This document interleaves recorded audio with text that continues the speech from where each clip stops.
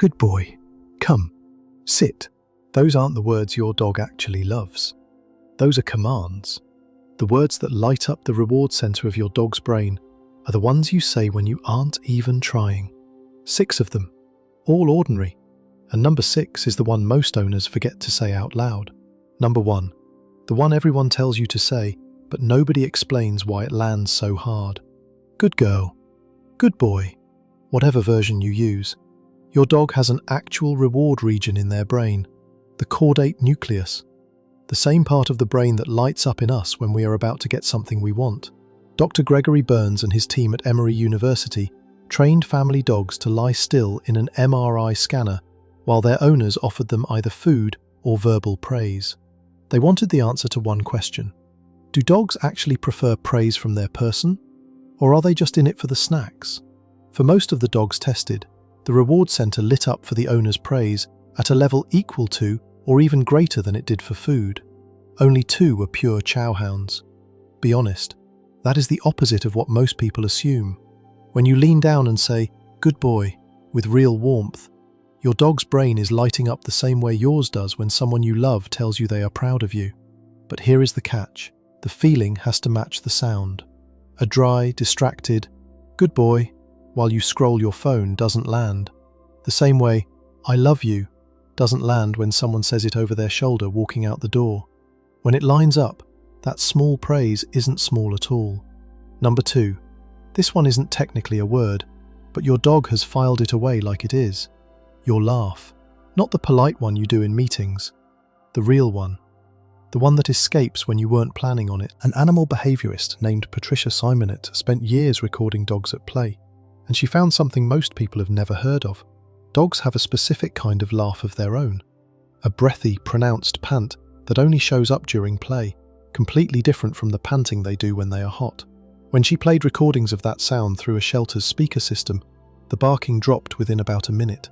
Shoulders loosened, some dogs started play bowing. The sound functioned like a quiet permission slip. Everything is okay in here. Your laugh lives in the same category for them. Dogs are extraordinary at reading human emotional sounds. They can tell a happy voice from an anxious one without understanding a single word. And your real laugh, the one that comes from somewhere deep, is the clearest, "we are safe right now" signal your dog gets all day. Think about how rarely that sound actually comes out of you in a given week. Then something happens, maybe the dog themselves, and you laugh, really laugh, and across the room, their whole body loosens. That isn't coincidence. That is your dog recognizing the version of you that nothing else in your life is getting access to anymore. Number 3, you wanna? Ready? The throwaway word you toss before the good thing happens. You've watched what it does. You say it from across the room and paws hit the floor before the sentence is finished. Here is what most people don't realize. Your dog can't actually keep up with normal human speech. A research team led by Eloise Deo at the University of Geneva ran a study published in PLOS Biology in 2024. They put dogs and humans in EEG caps and played them streams of speech to see how their brains tracked it. Humans process speech at about 4 syllables per second. Dogs can only track at about 2, half our speed. But here is the part that gets me. When the researchers measured how humans naturally talk to their dogs, the rate landed almost perfectly in the middle, right around 3 syllables a second. Slow enough for the dog to follow, fast enough to still feel like talking. Without realizing it, you've been adjusting your speech your whole life so your dog could keep up. The same way you would talk to a baby. Short anticipation words like wanna and ready sit in that sweet spot perfectly. 1 or 2 syllables, slow, loaded with meaning. Your dog isn't just reacting to a sound. They are catching one of the few words their brain was actually built to process at conversational speed. That is why the response is instant. You are handing them a feeling in a single syllable on a frequency they can actually hear. So be careful with it. When you say it and don't follow through, that also lands. Not as a betrayal, as a small, quiet confusion. That word is one of the most honest promises you make all day.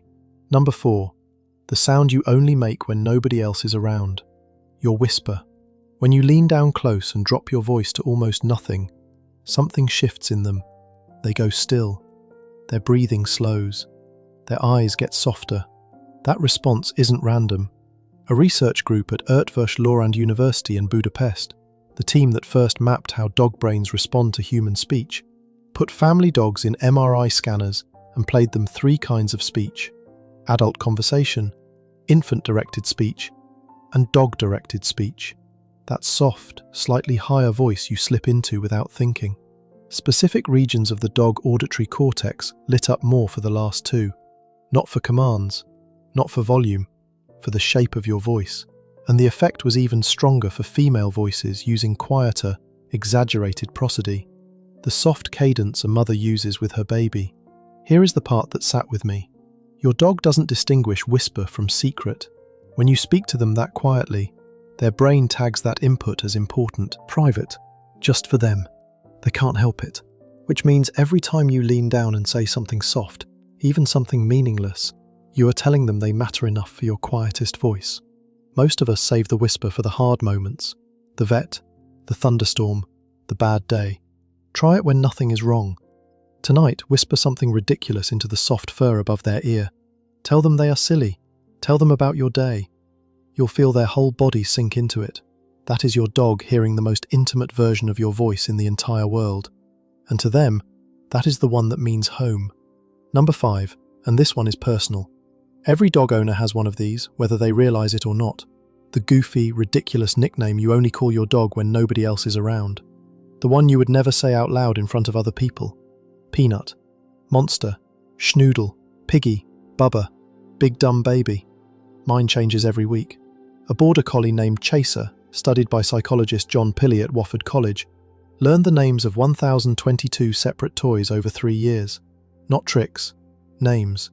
Each one a unique sound pointing to a unique thing. Her study showed that dogs don't just hear noise when you speak to them. They build detailed sound maps. Words point to objects, feelings, or people.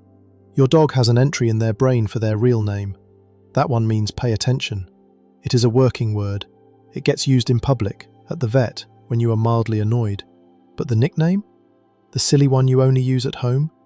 It gets its own entry, a completely separate file. And here is what gets me about it. That nickname is almost always tied to your softest moments. You never use it when you are mad.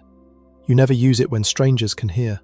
So in your dog's brain, that sound has been labelled exactly one thing over hundreds of repetitions.